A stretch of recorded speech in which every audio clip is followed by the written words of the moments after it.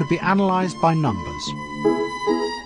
This simplified version of us had been created back in the Cold War by game theorists. They had made an assumption that we were like that, simply in order to make their equations and their models work.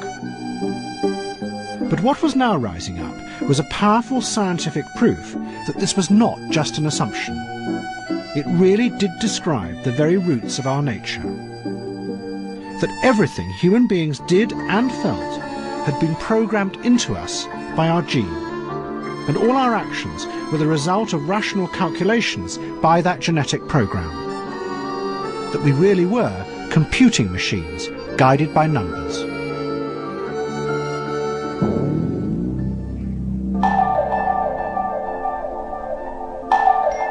The roots of this idea go back to the early 1970s, when geneticists who were studying the behaviour of animals made a conceptual shift. They started to look at the animal's behaviour from what was called the gene's point of view. And they realised that from this perspective, the animals were simply machines that were being used by the genes to survive and replicate themselves. In effect, we can picture the body of the chicken as being a machine, a device constructed by the genes to ensure the production of more genes. Now, this may seem a perverse way of looking at things. You may think of reproduction as your method of producing children like yourself. And I'm asking you to look at it in a very different light. The body is simply the gene's device for producing more genes like itself. Behind this new way of seeing animals was yet again game theory. Game theory had inspired the geneticists because it gave a powerful framework for understanding how the genes dictated behaviour.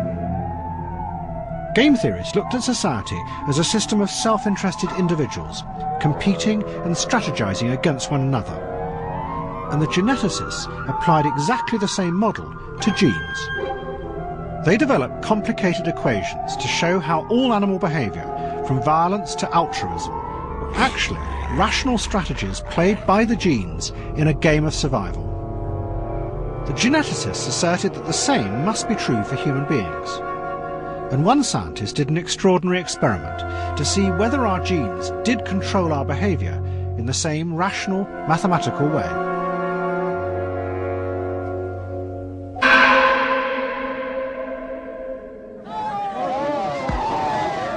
It took place deep within the Amazon forests. The Yanomamo people were famous for being one of the most violent societies on Earth.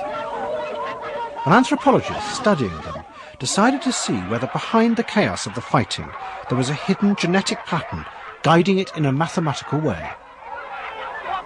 He was called Napoleon Chagnon, and his first step was to try and find out the names of everyone and who was related to whom. I assumed at the outset that the natives would be excited and eager and thrilled and flattered that I was interested in their culture and their society and in their families and genealogies. And so I would innocently ask what the name of so-and-so was, and they would give me a name, and I'd write it down.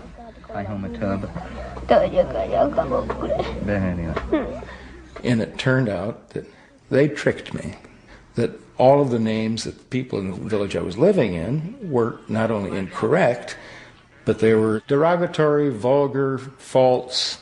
Not all of them were vulgar and derogatory, but a lot of them were. Like what? Like fart breath, hairy and long dong, things of that sort. Hairy pussy is the name of the wife of the headman. But Chagnon persisted. He spent months checking and cross-checking names and relationships. He also gave out Western goods, above all the prized machete, in return for information, until he had built up what he believed was an accurate database of the names and genealogies of 6,000 Yanomami, which he then stored on a computer at his university. Chagnon then returned with a film crew and recorded in great detail a fight in a village. Bring your camera over here.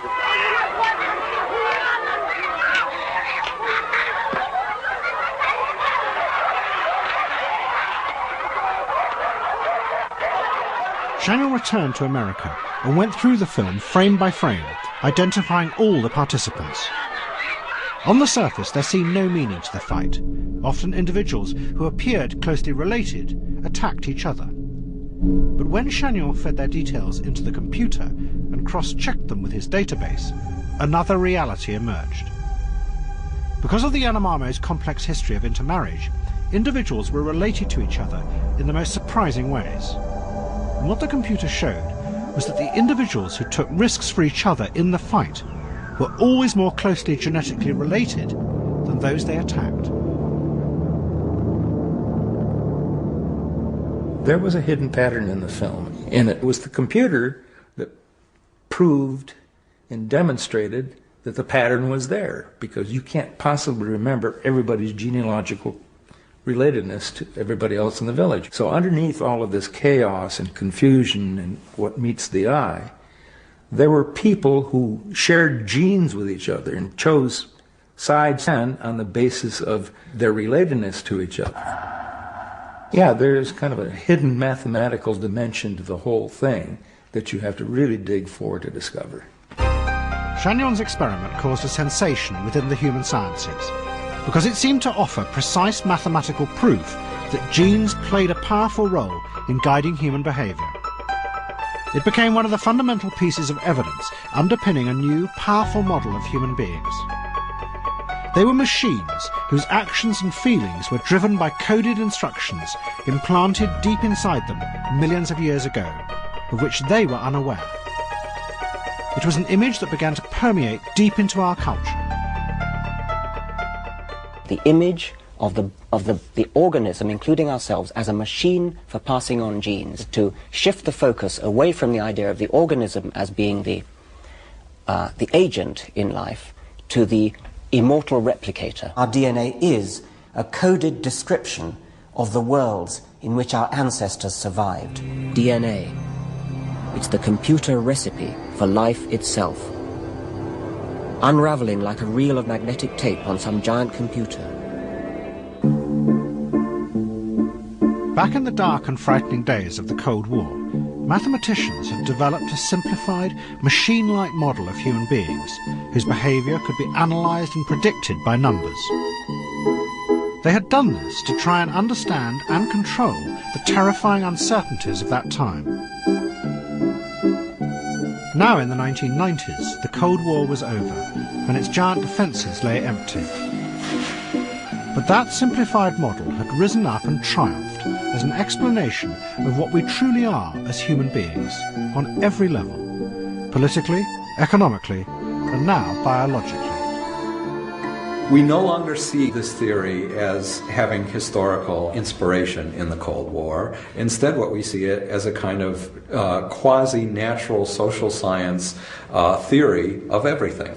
It applies to something as small as a gene, or something as medium-sized as a human being, or something as large as a nation-state.